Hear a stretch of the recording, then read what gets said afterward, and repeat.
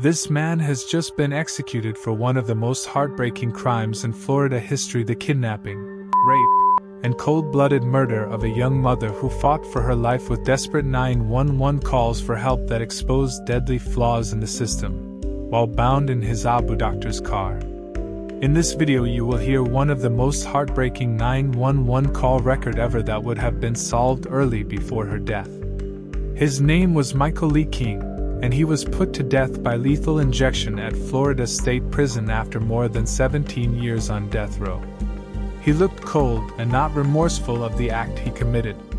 In this video, we'll dive into his unapologetic final words, his last meal request, and the terrifying sequence of events that led him to the execution chamber, walking you through every chilling moment, from the ordinary afternoon that turned into a nightmare to the frantic calls that could have saved her. Michael Lee King was born on May 4, 1971, in Michigan. He entered the world already struggling, delivered with double pneumonia as a fragile infant. He grew up in a working-class family in the Pontiac area, the third of 4 boys. His father worked for General Motors, his mother was a housewife, and for a time the family even owned a small resort. They later moved to rural Ortonville. At age 6, while riding a blue plastic sled with cutout handles pulled downhill by his 11-year-old brother on a snowmobile with baling twine, the sled slammed into a 6x6 wooden pole of an open equipment shed. The impact struck his frontal lobe and face directly, knocking him unconscious with bleeding from his head, nose, and mouth. His teeth were broken, loose, and mangled. He wasn't taken to the hospital for proper treatment and medical follow-up except the first farmhouse doctor who gave him first aid treatment. He suffered from constant buzzing in his head, was held back in school, struggled with basic skills, and needed special education support. Experts later described a literal divot in his brain. Family members said his behavior shifted dramatically afterward.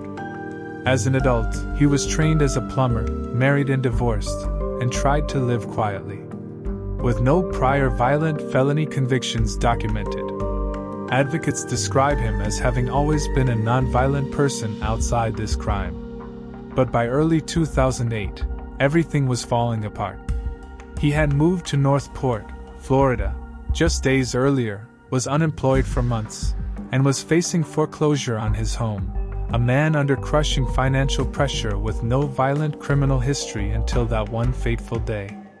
On January 17, 2008, in the quiet suburban streets of Northport, Sarasota County, 21-year-old Denise Amber Lee, a loving wife, stay-at-home mom of a 2-year-old and a 6-month-old. The daughter of a Charlotte County Sheriff's deputy was inside her home with her little boys. Her husband Nathan was at work. At 11:21 a.m., Denise called Nathan to discuss the nice weather, and said she had opened the windows for fresh air to come in, and every other little thing a husband and wife can discuss. But neither of them knew it would be the last time they would ever speak. That afternoon, something strange was happening in the neighborhood. A neighbor testified that she saw a dark green Chevrolet Camaro slowly driving around the street several times, circling the area as if the driver was searching for something.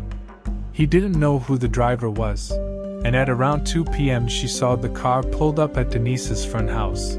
The neighbor stepped inside for 10 minutes, and when she came out, the car was already driving out of Denise's house. She didn't notice any suspicious activities. At that point, King has abducted Denise by force, leaving the kids behind. Nathan, who returned home around 3:30 p.m., found the windows closed. Contrary to her earlier statement, the door locked, her keys, phone, and purse inside, and the children alone in their cribs. He called 911 at 3:29 p.m. and reported her wife missing. Have you checked the residence? Yeah. The entire residence? Yes, the entire house, yes. Every closet, every room, bathrooms, everywhere.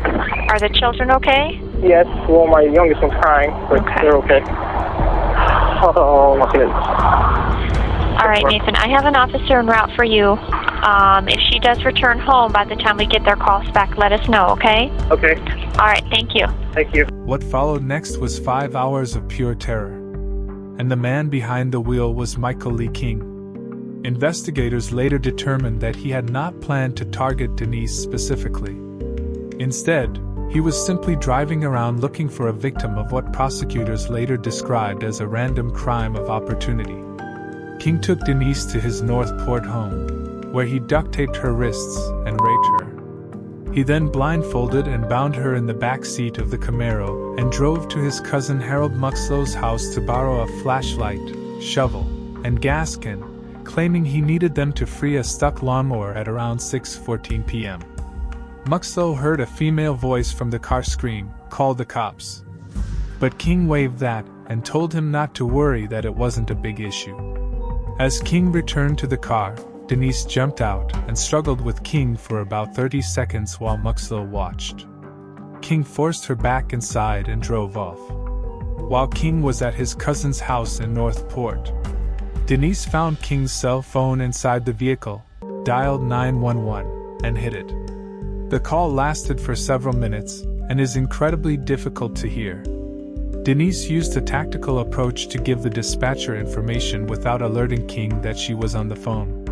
She answered the dispatcher's questions by framing her responses as if she were talking to her captor. 911. Please let me go. I just want to see my family again. What's your name, ma'am? Please, my name is Denise. I'm married to a beautiful husband, and I just want to see my kids again. Please, I just want to see my family again. Let me go. Do you know this guy that's with you? No. You don't know him from anywhere? No, please. Oh, God, help me. What is the address that you're at? Where are we going? I gotta go up and around now. Up and around where? Because it's wrong. Didn't you see that? Exactly right. 4 streets, 5 streets over from your house. I couldn't stop everywhere. Northport L9, Sarasota just had Denise A. Lee on the phone advised that she was taken by an unknown subject. I'm sorry, please let me go. No problem. I gotta go to the next street to the head. I'm sorry, please let me go. Hello? Please let me go, God, please. What's your home address, do you know? I don't know. Can you just take me to my house? Can you just take me home? I'm okay, please.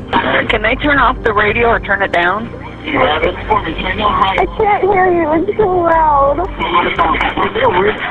At one point, King can be heard in the background realizing she has the phone. I don't know where your phone is. I'm sorry. I don't have your phone. Please, God. Well, that's true. I don't have it. I'm Denise. sorry. You might have the phone laid down and not hear a thing I'm saying, too. I'm sorry. I just want to see my family. Hello? Please let me go. Please let me go. I just want to see my family again. Are you gonna hurt me? Are you gonna let me out now? Help me. Don't. I lost him. Chris, I lost her. The guy grabbed the phone from her. King promised to help or release her as soon as he gets the phone, but he never fulfilled those promises. In the background, the dispatcher could hear the radio playing loudly, which King used to drown out her screams. She repeatedly begged for her life, saying, "Please," 17 times in minutes. The dispatcher seemed confused and repeatedly said hello. Denise couldn't receive help early because of the confusion of her exact location. In total, 5 911 calls were made by 5 people between 3:29 p.m. and 6:30 p.m., but systemic failures, routing errors, lack of proper dispatching, prevented timely response. At about 6:30 p.m., witness Jane Kowalski driving on US 41 called 911 after hearing terrifying screaming from a Camaro at a traffic light. She saw a hand banging on the passenger window, made eye contact with the driver, which she described to the dispatcher. She briefly followed the car for more than 9 minutes, but lost the car in traffic. Her call, placed just over the Charlotte County line, was mishandled and not forwarded to Northport Police. Due to a series of clerical errors and a lack of urgency in transferring the information, police units that were literally less than a mile away from the car were never alerted to the sighting. King averted the police and drove Denise to a remote wooded area, shot her once in the face, and buried her in a shallow grave about 6 miles from her home. King was arrested at 9:15 p.m. the same day, roughly 6 hours after the abduction report was soaking wet, mud-covered pants, and no one else in the car. Denise Amber Lee's body was found on January 19, 2008. King's trial began on August 24, 2009, in Sarasota County Circuit Court before Judge Dino Economo. Key evidence included Denise's hair, personal items, blood, King's semen in Denise's body, and duct tape with Denise's hair on it in his Camaro and home. A gas can, the borrowed shovel, and the heart-shaped ring Nathan had given her on their first date, which she never removed, but was able to hide it at the back seat of the car. The defense alleged evidence tampering and suggested Nathan Lee, friend who had Camaro, committed the crime, but it was rejected by the judge and rested without calling witnesses. On August 28, 2009, after 2 hours and 5 minutes of deliberation, the jury convicted King on all counts: first-degree murder, kidnapping with intent to commit a felony, and sexual battery. On the penalty phase, the jury recommended death by 12-0 on September 4, 2009. King was sentenced to death for murder, life for kidnapping, and 30 years for sexual battery. The judge noted the crime's brutality. King spent more than 17 years on death row, filing appeal after appeal, which every one of them was denied. He maintained consistent, steady behavior with no major disciplinary issues. He works performing plumbing and maintenance services, assisting other inmates. Over the years, he developed a deep religious faith that became central to his life. He attends confession and has been active in prison ministries. In February 2026, Governor Ron DeSantis signed the death warrant scheduling execution for March 17, 2026. The Florida Supreme Court denied a stay and affirmed the conviction on March 10, 2026. On March 17, 2026, the state's fourth execution of the year, 54-year-old Michael Lee King was led into the chamber at Florida State Prison near Stark. He had woken up calm at 3:50 a.m., met with one visitor and his spiritual advisor, and eaten his last meal: pizza, tater tots, ice cream, and soda. At 6 p.m., the process began. Before the drugs flowed, King gave a nearly inaudible final statement.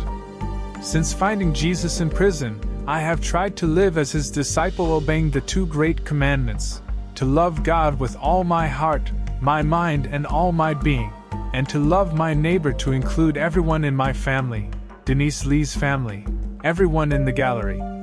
Matt. Chapter 22. Verse 37-40. If you want true peace, ask Jesus into your heart. What he said was later relayed by the governor's office. Though he offered no direct apology, the 3-drug protocol was administered. King showed minimal movement and was pronounced dead at 6:13 p.m. Eastern Time. Witnesses inside included Denise's widower Nathan, her oldest son, her parents, and siblings, all dressed in Denise's favorite color, pink. Outside the prison, her family told reporters the long wait was finally over. "Finally, it's over," Nathan said. Her father was blunt: "He's going to burn in hell, as he should." But Denise's true legacy lives far beyond that chamber. Her desperate 911 calls and the deadly failures they exposed led directly to the Denise Amber Lee Act in 2010. Florida passed sweeping reforms requiring better 911 dispatcher training. Her husband Nathan founded the Denise Amber Lee Foundation, which has pushed similar changes nationwide.